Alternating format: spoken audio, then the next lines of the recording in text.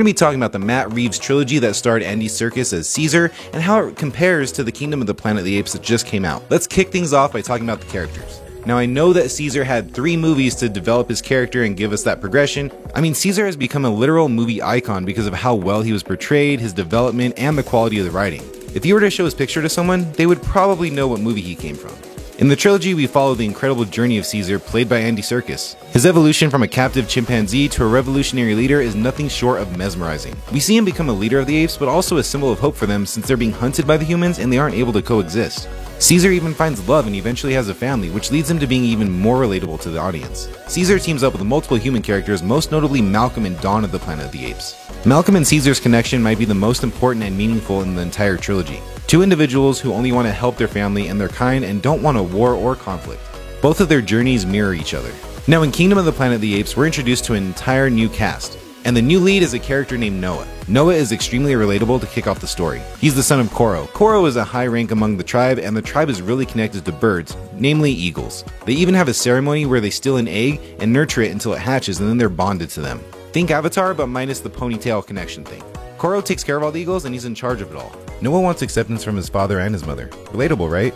He has a calm demeanor and is somewhat timid until he can't be anymore. When a certain event happens early on in the movie, he has to change who he is in order to save his tribe. Obviously, he has 1 movie while Caesar has 3, but there is no denying that he draws parallels to what made Caesar great, and we have a lot to look forward to in the future of where Noah goes and how his character is going to develop into what Caesar actually stood for. Matt Reeves' trilogy begins with the rise of the Planet of the Apes, where a scientist's experiment leads to the development of highly intelligent apes, including Caesar, who ends up being their leader. As tensions rise between humans and apes, a global pandemic wipes out much of humanity.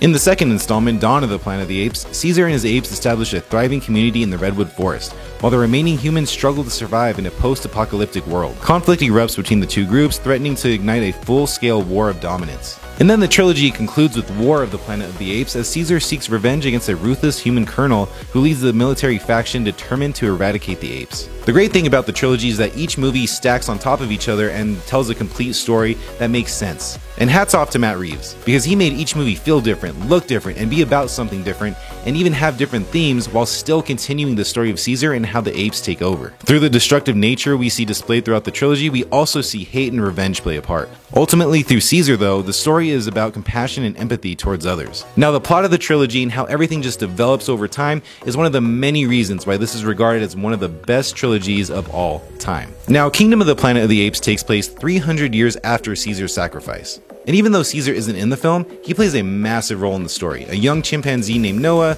embarks on a journey alongside a human named May to save the ones that he loves from Proximus Caesar. Caesar? Yeah, well, we'll talk about that later. Throughout the film, Noah learns about who Caesar was and what he stood for. Much like Rise, this is a movie that sets up the characters that we'll be seeing in the sequels. It's interesting seeing this movie's plot because it's essentially the trilogy in reverse. In Matt Reeves' trilogy, the apes are at the bottom of the food chain where the humans are on top, and as the trilogy goes on, the roles reverse. And now in this newest entry, they're the ones that are hunting the humans. Now there is a much bigger story here that I'm assuming will continue to build on the themes of the original trilogy, with Caesar and his teachings being the backbone. Now let's talk about the CGI and the visuals.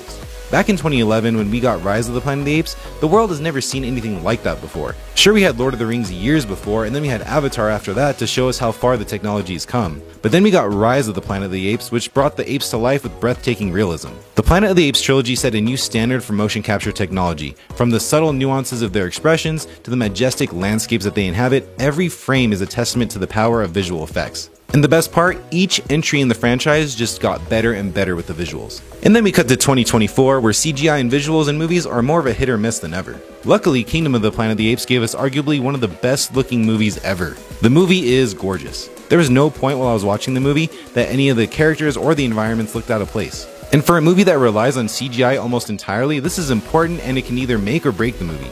And it's so relieving to see that the consistency of Matt Reeves' trilogy as far as the visuals go carry on to this one, and it just continues to set that standard for what visuals should look like. Now, regardless of what movie we're talking about, the performances are always top-notch. I mean, the performances in the trilogy were nothing short of phenomenal. We had Andy Serkis leading the charge with his portrayal of Caesar.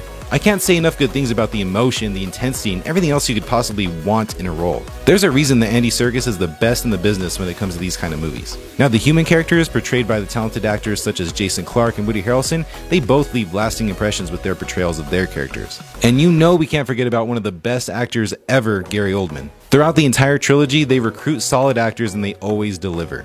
Now, Kingdom of the Planet of the Apes brings in Owen Teague in his first lead role as Noah. The fact that he had to do all of this motion capture work for his first lead, I mean, no pressure, right? He did a great job. You have to remember that we were able to see his expressions through Noah, so every emotion that Noah displayed, that was Owen. And there are a ton of emotions that he goes through throughout the film. Now, I do think as the movies go on, he's going to get even more experience and he's going to be even better. Now, the lead human character, May, she's portrayed by Freya Allan, who is essentially the sole human for the whole movie. She was given a lot to do considering she was only able to use her body language and movements to then being able to speak freely. Now, up to this point, I've only seen her in The Witcher as Ciri, and it was nice to see her play a different role. Now, I'm assuming she's going to be back for a sequel based off of how the story ended. Lastly, I want to talk about Kevin Durand, who plays Proximus Caesar. Basically, he's a cult leader of the original Caesar who is convoluting what Caesar stood for, and he has a huge following. Durand did incredible with the voice acting. While he wasn't my favorite villain of the franchise, he did have a presence in every scene that he was in. However, I do wish that the character himself was more threatening or intimidating. And there you have it, everybody. That was a comparison between the Matt Reeves beloved trilogy starring Caesar